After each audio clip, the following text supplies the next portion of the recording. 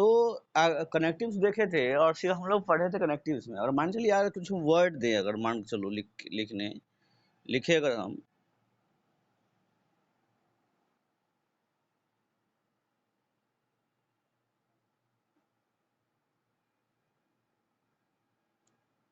Ankit is intelligent and hard working, ठीक है। Screen visible है सबको?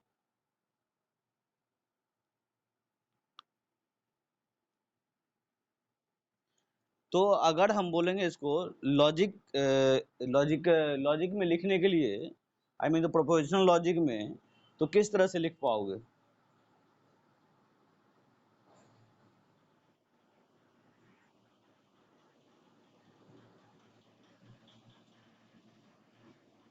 गुड। हम्म। यहाँ पे एंड लिखे हैं बुआ। हाँ गुड। मतलब मान के चलिए कि यहाँ पे इसका मतलब कह सकते हैं आप, अगर पी मान लीजिए, अंकित इज इंटेलिजेंट, ठीक है, ये पी हो गया। और क्यू क्या हो जाएगा? सेम चीज, अंकित इज हार्ड वर्किंग, ठीक है। तो अब इस दोनों को मिला के हम लोग लिख सकते हैं इस सिंबल, मतलब पूरा इक्विवेलेंट सिंबल ये हो गया पी। इसको क्या बोलते हैं बताओ तो? इस सिंबल को क्या बोलते हैं?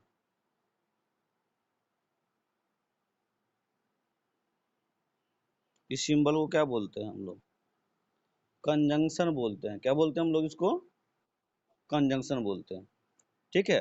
अब इस, हाँ, इसी के जगह बोल दे हम अंकित इज ए डॉक्टर और इंजीनियर, तो कैसे लिखोगे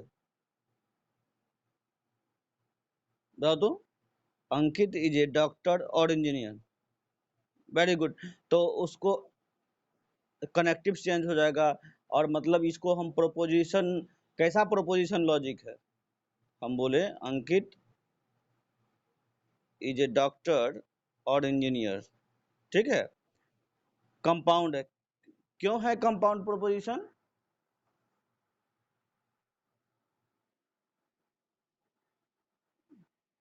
बिल्कुल, या बोल सकते हैं कि कंपाउंड प्रोपोजिशन है। क्यों क्यों है? क्योंकि इसको दो डिफरेंट डिफरेंट एटॉमिक प्रोपोजिशन में हम लोग कन्वर्ट कर सकते हैं, ठीक है। चलिए, अगर हम बात करें इम्प्लीकेशन का, सबसे वाइटल रोल प्ले करता है इम्प्लीकेशन। इम्प्लीकेशन तो आप लोगों को पता है, इसको इम्प्लीकेशन को बोलते हैं if then rules. If then rules का मतलब हुआ कि यदि कोई कंडीशन है तब उसके बाद क्या होना चाहिए? रूल होना चाहिए। समझ रहे हैं बात को?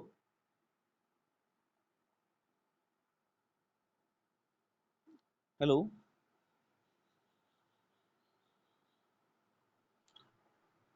देखिए, इम्प्लीकेशन को बोल रहे हैं इफ देन रूल्स, माना यदि कंडीशन है तो उस कंडीशन को रूल सेटिस्फाई करेगा। जैसे कि याद करिए कि आप लोग पढ़े होंगे, जैसे इंग्लिश पढ़े हैं ना आप लोग? तो उसमें पढ़े होइएगा कि जैसे कि यदि डॉक्टर के आने से पहले मरीज मर चुका है, पढ़े हैं ना? ऐसा ट्रांसलेशन किए होंगे ना? तो देखे होंगे कि एक पार्ट ऑफ सेंटेंस को किस टेंस से बनाते थे।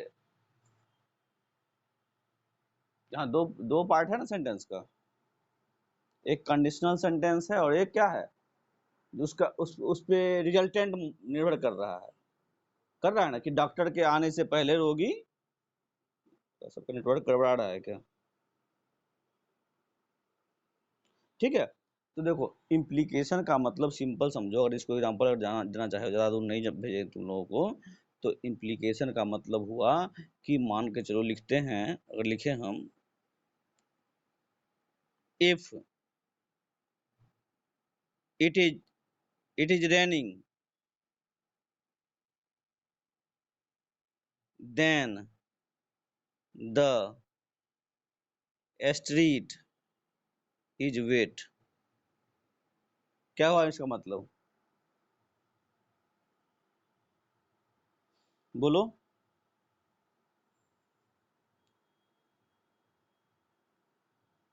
if it is raining then the street is wet, कौन बताएगा, तो भाग गया, बारिश हो रही है।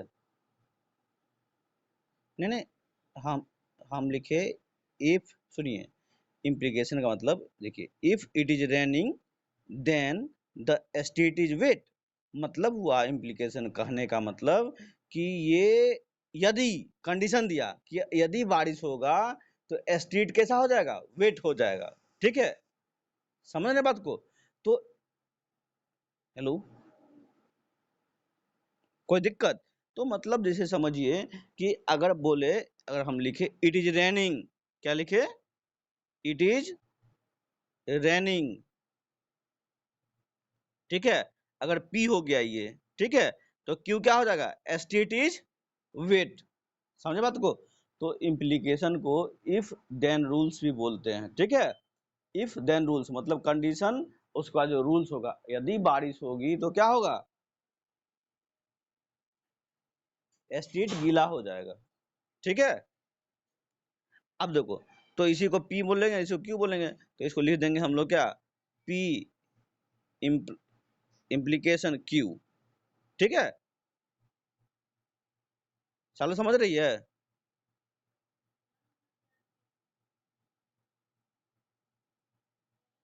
अगर जिसका बोलने में परेशानी है तो वो मैसेज लिख दो कि हाँ हाँ आवाज जा रही है, ऐसा नहीं कि बैठे रहना, नहीं तो।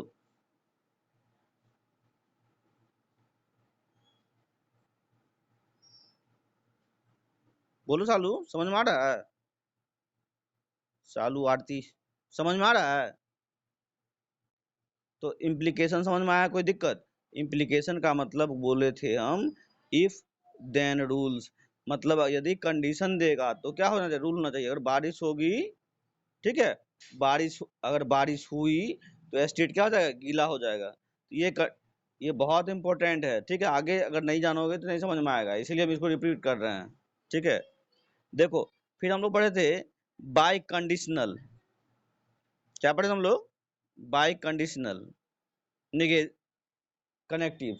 बाय कंडीशनल का मतलब हुआ कि जैसे अगर लिखे, अगर मान के चलो हम, if I am breathing then I am alive. Call करके देखो, हम क्या लिखे बाय कंडीशन में, if I am breathing then I am alive. क्या मतलब हुआ कि यदि मैं सांस लूंगा, ठीक है, तब क्या जिंदा रहूंगा। ठीक है, तो इसको और बाय कंडीशनल का मतलब हुआ, अगर लिखेंगे इसको आई एम ब्रीदिंग, तो ये इसको और पी मान लीजिए आप अगर, ठीक है, तो क्यू क्या हो जाएगा, आई एम एलाइव। कंडीशन समझे कि दोनों कंडीशन, अब मुझे जिंदा रहने के लिए क्या सांस लेना चाहिए, और सांस, ठीक है ना, समझ रहे बात को। तो इसका रिप्रेजेंटेशन हम लोग इस तरह से करते हैं, P imply P if and only if Q. ठीक है, समझ में आया बात को। चलो, अब देखो, कुछ ट्रूथ टेबल है, जिसमें जैसे मान लो थ्री प्रीपोजिशन प्रोपोजिशन लो, और उसका वैल्यू देखो तो फाइंड आउट करके कि क्या निकलता है। ठीक है, जैसे मान के चलो तुम लोग एक होमवर्क हो गया, एक तरह से मान के चलो, ऑब्जर्व करना कि तीन प्रोपोजिशन लो, जैसे मान लो पी लिया, क्यू लिया, आर लिया। अब इसका आप लोग जो है पी निगेशन निकालिए, क्यू निगेशन निकालिए, और आर निगेशन निकालिए। ठीक है, ये निकाल लिए आप। फिर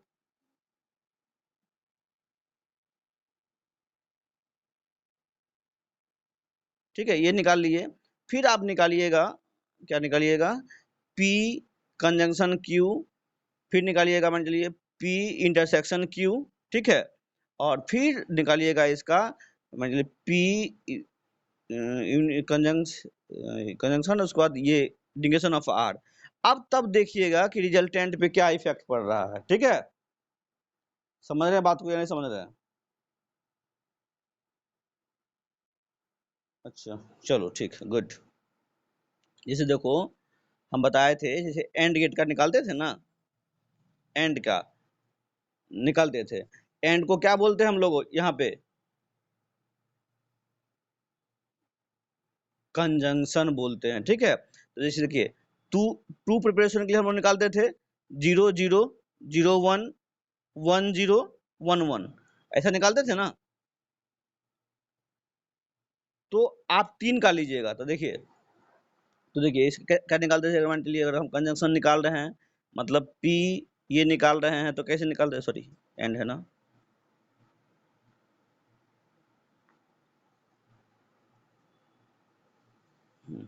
किधर गया,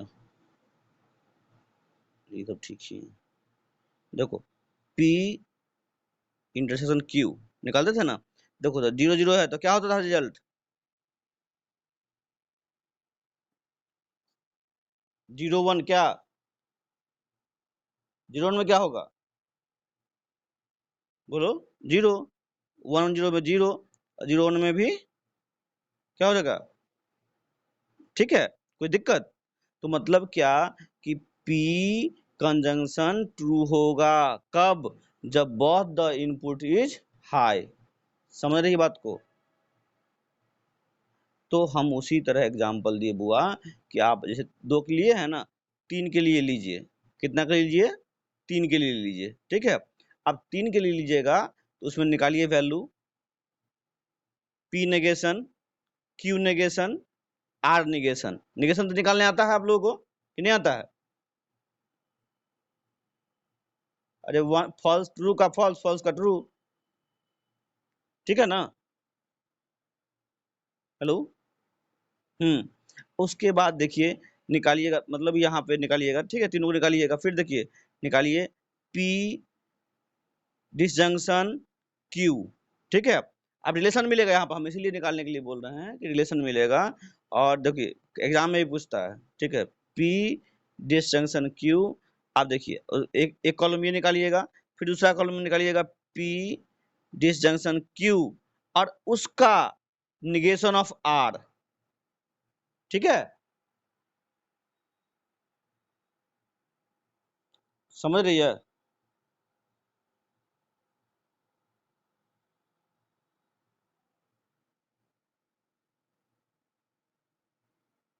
बोलो प्रियंका, समझ में आ रहा है? हेलो,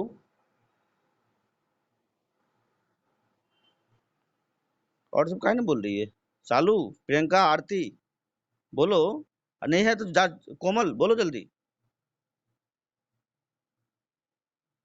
हेलो, समझ में आ रहा है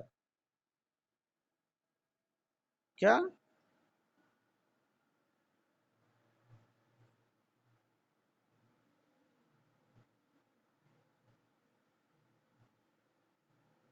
अच्छा, तो मैसेज कर दिया करो प्रियंका, नहीं अगर आवाज आए ना तो मैसेज किया करो, ठीक है, चलो ठीक है। देखो तो ये सब फाइंड आउट कर लेना, ठीक है, नहीं होगा फिर हम बताएंगे, ठीक है। और इसका आगे यूटिलाइजेशन भी है। देखो अब जैसे प्रेसिडेंस ऑफ कनेक्टिव्स, प्रेसिडेंस समझती है?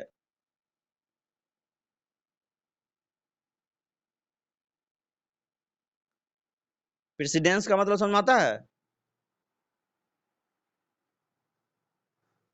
हाँ, मतलब फर्स्ट प्रायोरिटी, मतलब जैसे ऑपरेटर का प्रायोरिटी आप लोग फिक्स करते थे, उसी तरह से मेरा कनेक्टिव्स का भी जो है प्रायोरिटी है। तो कनेक्टिव का प्रायोरिटी जैसे है, जैसे अर्थमेटिक का जिस तरह से ऑपरेटर का प्रायोरिटी है ना, उसी तरह से इसका भी है। तो इसमें पहले जैसे आता है, ठीक है, पहले इसमें आएगा नेगेशन का, ठीक है, पहला नंबर, फिर कंजंक्शन का, फिर दूसरा डिसजंक्शन का, ठीक है, फिर नेक्स्ट इम्प्लीकेशन का, ठीक है, फिर बाय कंडीशनल का, या फिर क्या बोलते हैं बाय कंडीशनल को?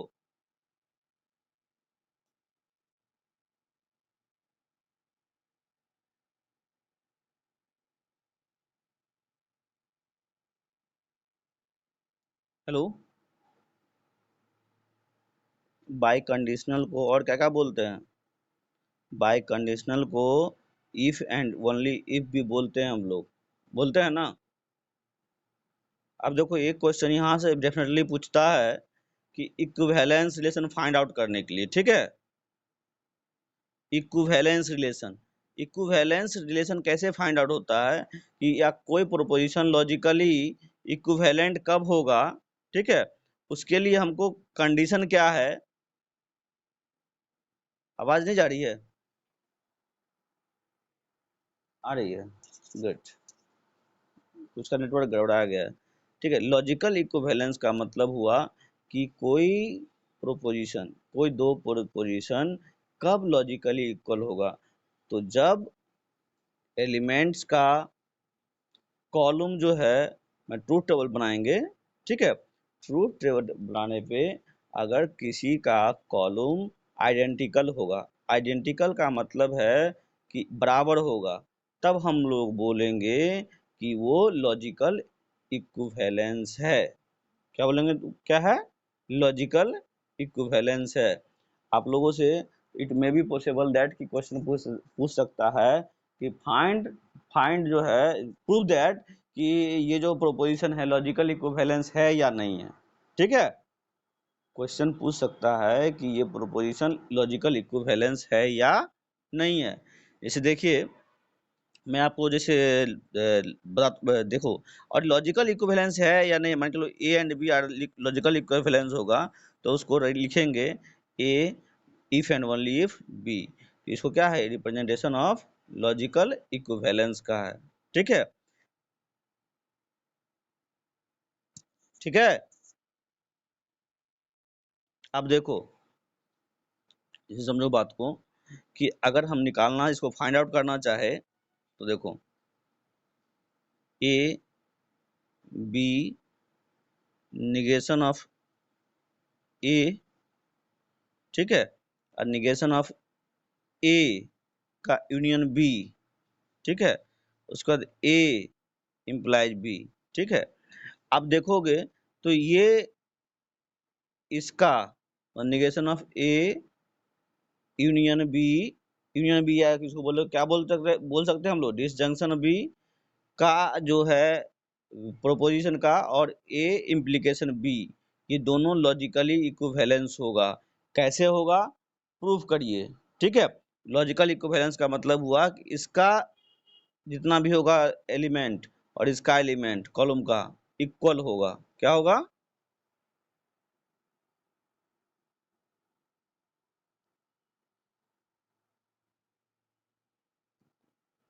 हाँ, बिल्कुल वन होगा। समझ रही है कॉलम वन कैसे होगा? कि देखो, इसके बारे में क्या जानती है, कंजंक्शन के बारे में क्या जानती है? If any element is true, then conjunction of A and B is also true. समझी बात को या नहीं समझी? तो देखो, इसका वैल्यू क्या हो जाएगा, वन, इसका वैल्यू भी क्या हो जाएगा, वन हो जाएगा जी। बोलो, गुड। और इसका वैल्यू क्या हो जाएगा, ये क्या था यहाँ पे, वन, ये भी वन था ना, हाँ, तो वन, और ये था वन जीरो, फिर ये भी वन हो जाएगा,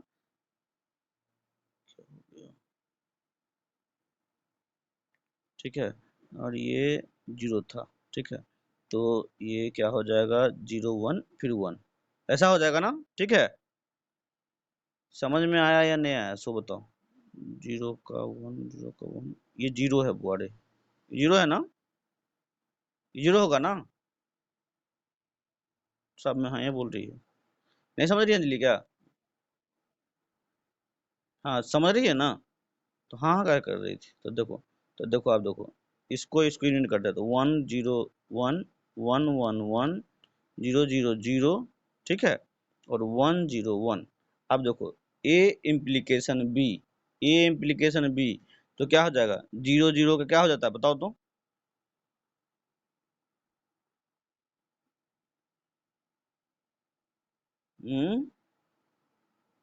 याद करो, भूल रही है। इम्प्लीकेशन बोल रहे हैं, इम्प्लीकेशन। इम्प्लीकेशन का ट्रूथ टेबल याद है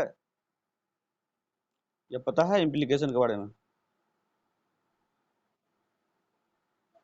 देखो बुआ, ट्रूथ टेबल यही था कि देखो A and B are six called implication of B if A implication B is true, ठीक है, ये क्या हो जाएगा, ट्रू होगा।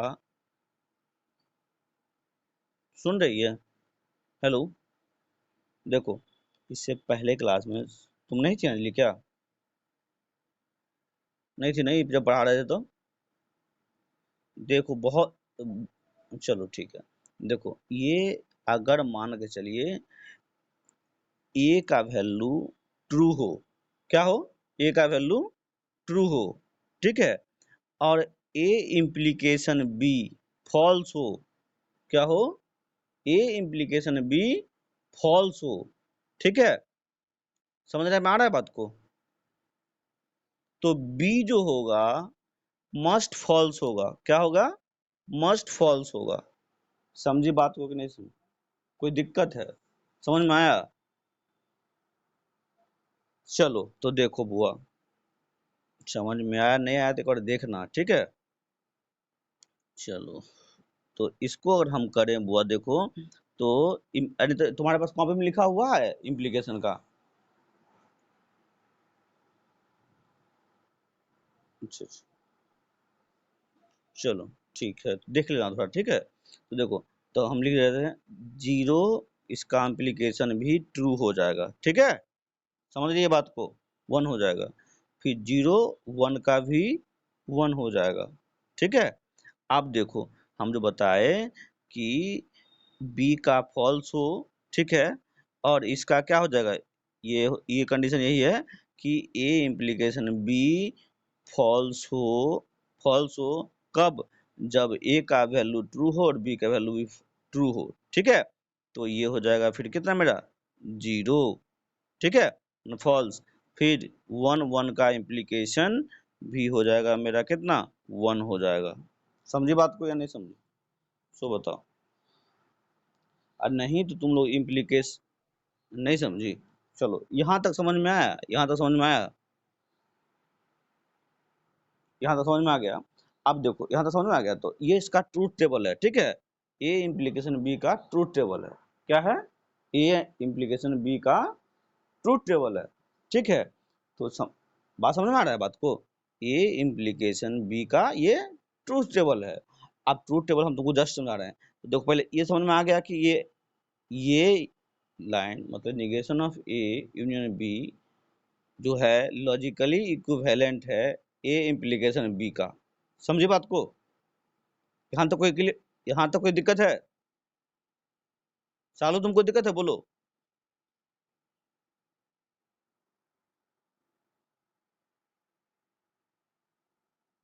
हेलो,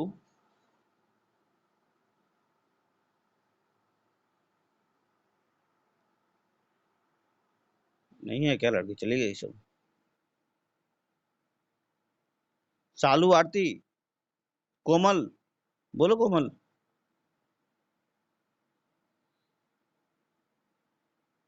ये भगवान,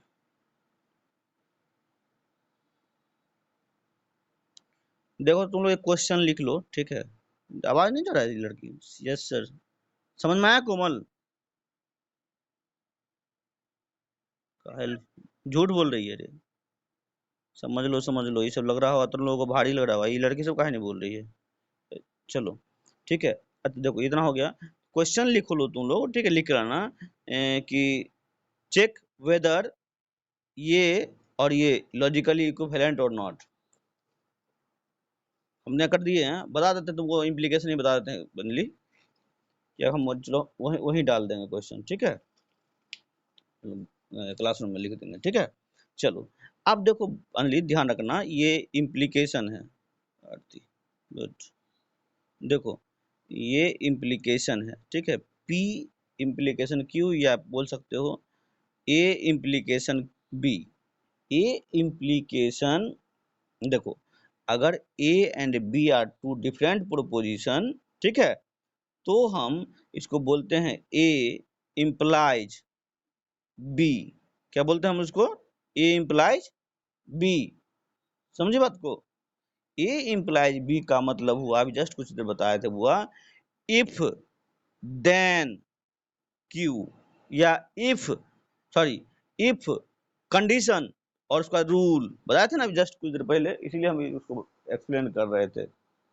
बताए थे कि नहीं बताए थे, बताओ तो देखो, तो इफ देन मतलब जैसे बताए थे, क्या एग्जांपल दिए थे बताओ तो।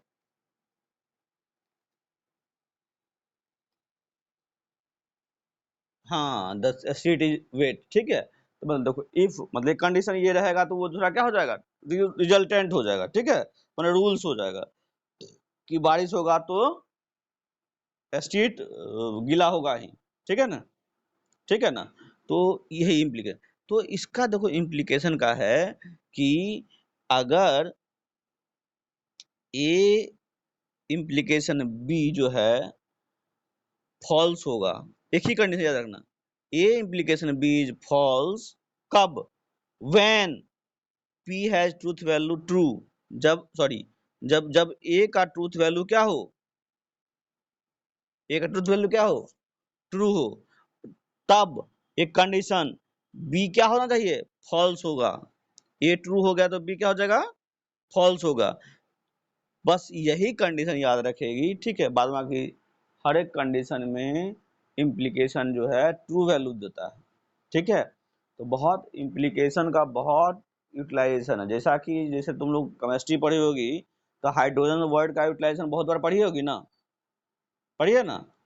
उसी तरह से इसमें इम्प्लीकेशन का बहुत यूटिलाइजेशन है, ठीक है। और इम्प्लीकेशन बहुत झंझटिया है, याद रखना ये चीज, बहुत बड़ी चीज है ये, कि ए इम्प्लीकेशन बी फॉल्स होगा कब? जब ए का ट्रू वैल्यू ट्रू होगा और बी का ट्रू वैल्यू फॉल्स होगा, अदरवाइज वो क्या हो जाएगा? बाद बाकी सब ट्रू होगा, ठीक है। तो किसी चीज को लॉजिकली इक्विवेलेंस है या नहीं है, चेक कर लोगे। चलो गुड। अब देखो लॉजिकल इक्विवेलेंस हम लोग देख लिए। अब देखो इसका कुछ प्रॉपर्टीज है, जैसे हर एक चीज का कुछ प्रॉपर्टी होता है ना, प्रॉपर्टीज है। तो प्रॉपर्टी जैसे देखो, कम्यूटेटिव प्रॉपर्टी, कम्यूटेटिव प्रॉपर्टी जानते हो क्या? जैसे ए, ठीक है, तो ये जो है कम्यूटेटिव प्रॉपर्टी को फॉलो करता है, ठीक है। अब देखो यहाँ पे, वहां पे डिजिटल में प्लस बोलते थे, लेकिन यहाँ पे हम पढ़ रहे हैं तो इसी को प्लस को क्या बोलेंगे? A union B equals to B union A. तो ये कम्यूटेटिव लॉ को फॉलो करता है, ठीक है। कौन? डिसजंक्शन, ये क्या हो जाएगा? डिसजंक्शन। और कंजंक्शन भी करता है कम्यूटेटिव लॉ को फॉलो। समझे बात को? तो ये भी चेक कर लोगे कि जो प्रोपोजिशन है कम्यूटेटिव लॉ को फॉलो करता है या नहीं करता है, ठीक है। क्वेश्चन बना लोगे ना? बना लोगे, ये बताएं कैसे करना है। कम्यूटेटिव लॉ को फॉलो करवा लीजिएगा, ठीक, कोई दिक्कत? या देखिए लिखिएगा, जैसे मान चलिए कि is simple A union B equal to B union A, ठीक है। अब वैल्यू करके देखिएगा, क्या समझ रहे हैं बात को? हो जाएगा। चलो, तो ये कम्यूटेटिव लॉ को फॉलो करता है। दूसरा देखो, एसोसिएटिव एसोसिएटिव एसोसिएटिव रूल होता है। एसोसिएटिव रूल जानते हो ना, क्या होता है?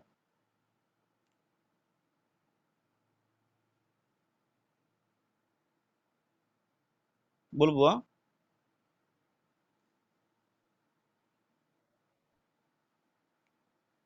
हाँ, ए प्लस बी, हाँ हाँ ठीक है, प्लस सी, वेरी गुड। हम्म, गुड जॉब। तो ये कम्यूटेटिव लॉ को भी फॉलो करता है, एसोसिएटिव लॉ को भी फॉलो करता है, ठीक है। और एक होता है, सुना होगा तुम लोग, आइडेंटिटी, आइडेंटिटी ऑफ एलिमेंट, सुने हो? आइडेंटिटी ऑफ एलिमेंट बहुत इंपॉर्टेंट है, याद रखना।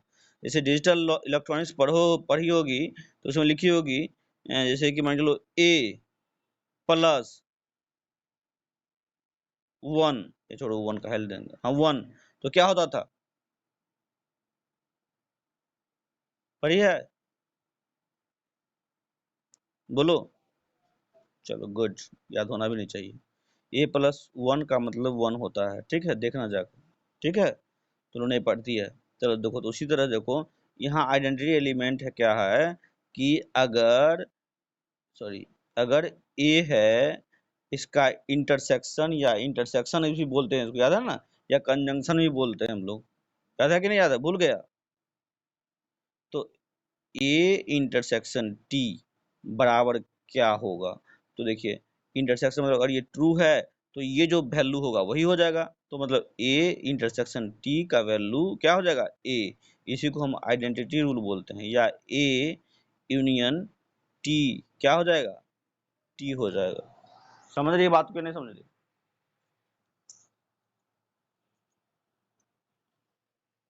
नहीं समझ में आया, चलो कोई नहीं, देखो, A intersection T equals to, हम बोले ए, क्या बोले, ए, ठीक है, समझ रही है बात को, नहीं समझ रही है? देखो, ये बोले, ये हाँ बताते हैं, जस्ट वेट करिए, देखिए ये कैसे हुआ। जैसे देखिए, आप अगर मान लीजिए ए है, टी है, ठीक है, कोई दिक्कत? आप देखिए, ये जीरो जीरो है, टी है, ठीक है, और देखो ट्रू वैल्यू है, या कोई प्रोपोजिशन है, एक मतलब ट्रू हो गया, आइडेंटिटी है, ट्रू का है, ठीक है, एक मतलब ट्रू है, चाहे देखो ना, चलो, ए का मतलब यहाँ जो दिया है ना, ट्रू दिए हैं, ठीक है, देखो, चलो, ए टी हो गया ना, तो ए का मतलब ट्रू है, तो जीरो तो 1, ठीक है, और फिर देखो, अगर ये 1 है तो ये जीरो, सॉरी, अगर ये भी 1 ही होगा हर एक कंडीशन में, तो देखो, आप इसका जो है, आप लोग करते थे हम ऐसा, तो क्या कहते हैं, डिस कंजंक्शन, तो क्या होता था, इसके लिए क्या रूल है, ए कंजंक्शन के लिए रूल क्या है कि if both the input is high, तो क्या हो जाएगा, कोई दिक्कत, कोई दिक्कत? आप देखिए, अगर जीरो है और 1 है तो क्या देगा ये, जीरो दिया, गुड। ये 1 है और ये क्या है, 1 है, तो क्या दिया, 1 दिया। आप देखो, यही जीरो ना ए है, और यही 1 1 है, तो इसको भी ए लिख सकते हैं। तो आइडेंटिटी रूल कहता है कि ए इंटरसेक्शन, या बोलो इसको कंजंक्शन टी हो, तो यह वही वैल्यू देगा जो ए होगा। समझी बात को कि नहीं समझी? समझी बात को, समझ में आ गया? तो आप इसको भी प्रूफ, इसको प्रूफ कर लेगी, किसको, क्वेश्चन लिखते जाओ, ए यूनियन, या इसी को क्या बोलोगे, डिसजंक्शन टी भी टी होगा, इसको प्रूफ कर लेगी, कोई दिक्कत? समझ में आ रहा है बात को या नहीं आ रहा है? चलो, और और किसी को आ रहा है कि नहीं आ रहा है, बोलो, तुम लोग काहे नहीं बोल रही सब, अच्छा, भाग गई है, गुड, जाने दो। कौन, तुमको समझ में आ रहा है, समझ में आ रहा है कि नहीं आ रहा है, बताओ।